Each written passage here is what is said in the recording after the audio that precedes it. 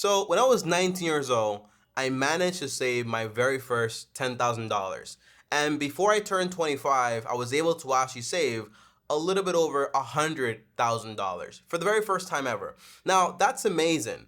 And you might be thinking that the only reason you're able to do that is because you earn a lot of money. The truth is, saving money is not just about how much money you make. It matters a lot about what you value and what you're willing to change. And back then, when I was broke and I didn't have much, my values were not on time and money. My values were on a lot of different things that did not add any money to my wallet, if you know what I mean, okay? So in this video, my whole goal is to teach you guys about these three main things that usually suck up a lot of your money. Usually you don't have, for example, an income problem, although many people do, and always making more money and upgrading your skill helps in a way, but it's usually a spending problem. And in this video, I'm gonna tell you about some things here that when you buy them for the first time, it almost seems like it's a one-time expense, but in reality, it's not. And it's what makes people poor. So I hope this video actually helps you out a lot. And when I figured this out, it actually helped me out a lot too, to be able to save a lot more money, all right? So let's get right into the video, and do me a favor and smash the like button. Now, the very first way to save a lot of money is going to be via car, the car you actually drive. Now, if you don't have a car, or for example, you're not interested in a car, go ahead and move on to number two. But if you are interested in the future to buy a car and you think you might need one, you really want to watch this part of the video. Now, on average, you may not know this, but people spend over $1,000 on their cars, because just financing a car for $500 and $700 is not where it actually ends. And cars are not a one-time expense. Although it sounds like that, well, once I'm done paying it off, I never have to worry about spending money again. The truth is, it's not that. It's an ongoing expense. A car comes with a subscription for life. And no one really talks about that, okay? So here's the first thing I want to talk about all the expenses that come with a car. So yeah, you buy the car, but in order to run the car, what do you need? You need gas. In order to have the car in the road and you're actually driving it, you need insurance. In order to keep the car running, you need to maintain it. You need oil changes, you need filter changes, and on top of that also, you need car washes to actually make sure the car is actually clean and up to date. Now, when you add up all the costs to actually keep a car running and efficient, the answer is you might be looking at over $1,000 if you're financing into one of those loans that are like for $500 and $700 like the average American actually is. Now, imagine this. If you're spending $1,000 every single month on a car, that's $12,000 a year that you could actually be saving. So how can you save on a car if you need a car? The answer is pretty simple. The best car to actually buy is obviously going to be the most reliable, affordable, and the car you can pay for in cash. Now, here's why. If gas is a problem, if maintenance is a problem, if the actual cost of the car is a problem, then how do you fix those things, right? You want to buy a car that when you're driving it, it is not a gas hog. You want to buy a car that you don't need to finance, you can afford to pay it in cash. That way, you don't have a monthly payment. And you want to buy a car that's so reliable that all you have to do is just the standard maintenance. And if something does happen to it, you can always just fix it because it's pretty easy to find all the parts for cheap. Now, what exactly are those cars? What are the popular brands of cars you can actually buy with this model? The answer is going to be Toyota. I recommend Corolla. And if you're into SUVs, a RAV4. I also recommend Honda Civic. And if you're into SUVs, the Honda CR-V. And I also recommend, for example, the Mazda 6, which is a great car. And also the Mazda CX-5 if you're into SUVs. Now, you have to know SUVs are bigger. And on top of that, SUVs are a little bit more expensive. And on top of that, they're also less efficient when it comes to gas. Now, not so long ago, I watched a video by Scotty. He's a mechanic here on YouTube. The guy is amazing. And he spoke about it, okay? He's talked about it. He's like, normal sedans are fine. But now all of a sudden, people just care about SUVs. Now, that's a choice for you to make. I don't own an SUV. I own a sedan because it works just fine for me. And I'm good to go. Now, I know a person that saved a lot of money just by doing this tactic, okay? He bought a 2001 Toyota Corolla, I think it was, or Honda Civic for about $1,000. He's still using that car about 3 years later, and the car is still running, and it was a one owner car. Now, here's an example that I actually found on Car Guru. It's a 2011 Toyota Corolla S. It costs a little bit under $4,000. It has about 188,000 miles. Now tell me, how is this car fit the model? The answer is, it's a car you can actually afford to probably pay for in cash. On top of that, it's a car that's efficient. It spends about like 30 miles per gallon on the road.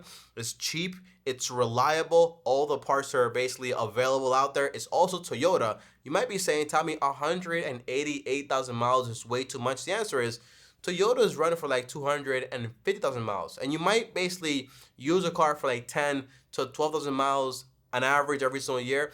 That's about 5 to 6 more years of car. Now, if you were to save that $700 or $1,000 every single month that you're not spending anymore, well, that's a ton of money. That's like $60,000 or so in like 5 years. Now, my recommendation wouldn't be that.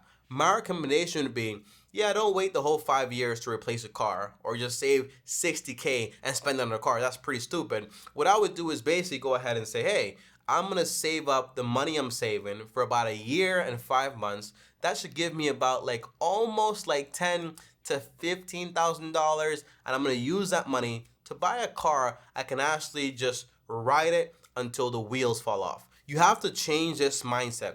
Instead of valuing what you're riding around in, value your time, value your money, and understand that the best, most cost-effective way to actually own a car, because they go down in value no matter what you do, is going to be to buy a decent car that's reliable and ride it until the wheels fall off. Now, I personally would not buy a hybrid. They're very expensive on the parts. I personally would not buy an electric car because when the battery goes out, it is super expensive. Something that does happen is going to be a problem, because the whole point is not just saving money on the gas part, it's also saving money on the overall experience. And electric cars, they don't do that well, okay? Now, the second way to save a ton of money is going to be via entertainment. This right here is my phone, but you also have a lot of other factors. But in this video, I can't cover everything, so I'm just gonna focus on 3 main entertainment devices, or just like overall ideas. And it's gonna be, for example, your cell phone, it's going to be the TV, and it's going to be friends. Now, don't think I'm telling you don't have any friends because they cost money. That's not the idea, but I'm gonna go more into detail as you watch this video. But number 1 is going to be your phone. A phone can seem like a one-time expense of like $200 to $1,000 to $1,200. There are a lot of expensive phones out there, and I don't see why people actually buy them. And then you have, for example, your cell phone plan, which is about $70 or $80 or even over $100. It gets crazy. But the most expensive thing about a cell phone is going to be your screen time. And here's why. The average person right now is spending somewhere about 6 hours and 40 minutes on a cell phone every single day. When you actually grab that and you multiply it across 30 to 40 years, it's almost very close to being a third of your life just watching a phone. Imagine all the money you could have earned there, but imagine also all the time you could have spent on other things that wasn't just looking at a digital screen, all right? So that's the most expensive part about owning a phone. Then you have the TV, all right? The TV leads you to have, for example, cable, internet, and on top of that, a bunch of subscriptions like Netflix and HBO Max and Disney Plus and Paramount and Prime and all this other dumb stuff you basically don't need, that just basically costs you a bunch of money and costs you a bunch of time. Now I get it. Tommy, I like to actually have time of leisure to actually watch a movie and this and that. But when you're spending like 8 hours of your time watching something or on a screen or on a TV, you're not leisuring, you're just being stupid. And I can tell you something about being stupid. I can be very stupid. At my core, I mean, at my worst, I was spending about 10 hours on my phone every single day. And sometimes I get like that and I have to be like, hey, stop. You want to go to at least like 2 hours or an hour on your phone. How do you do that? It's possible. I can't go into detail, but there are a ton of resources on YouTube to help you with your phone addiction, like I have it, okay? Now, the last one here is friends. Friends that you only have for spending money. I had these friends. They're very expensive because these friends give you a lot of pleasure. For example, I had friends that when we got together, we would just basically go shopping, go eating, and just basically spend money. Those friendships are very expensive. Now, when I took away all the spending money parts of those friendships, and I was just like, hey, let's hang out at my house. Let's hang out at your house. Let's just talk. All of a sudden, the friendships just fell apart. Now, am I guaranteeing that's going to happen? The answer is no. And hopefully it doesn't happen, okay? Because why would you want to get rid of friends? But the answer is, if the friendships are just founded on spending money and just doing nonsense, you probably don't want those friends in the first place. I wouldn't just say, I'm done with you, but I would say, hey, I have some savings goal. Just be honest. I have some savings goal. I want to save some money. I can't be spending so much money. Do you mind if we just do like hang out, like do free things? Like maybe instead of doing that, we just do this and we just save more money and so on. And they'll tell you. And you'll see how the relationship actually progresses over time. Now, how do you save money on all these things? The answer is, when you're buying a phone, buy a used phone. I just bought a new phone about a week ago. I bought a Galaxy S23. First time in a long time I ever have Android. I bought it for about $333, but the phone when it first came out, it was about $700. Now, did it stop being a $700 phone? Did it stop being a good phone? The answer is no, but I got a huge discount. This phone, I got it for like $80, and it's it's an iPhone SE 3rd generation. So you can buy good stuff at a fair price if you buy it used. Just go on eBay. That's what I do. Don't buy new phones. That's garbage. Don't do that, okay?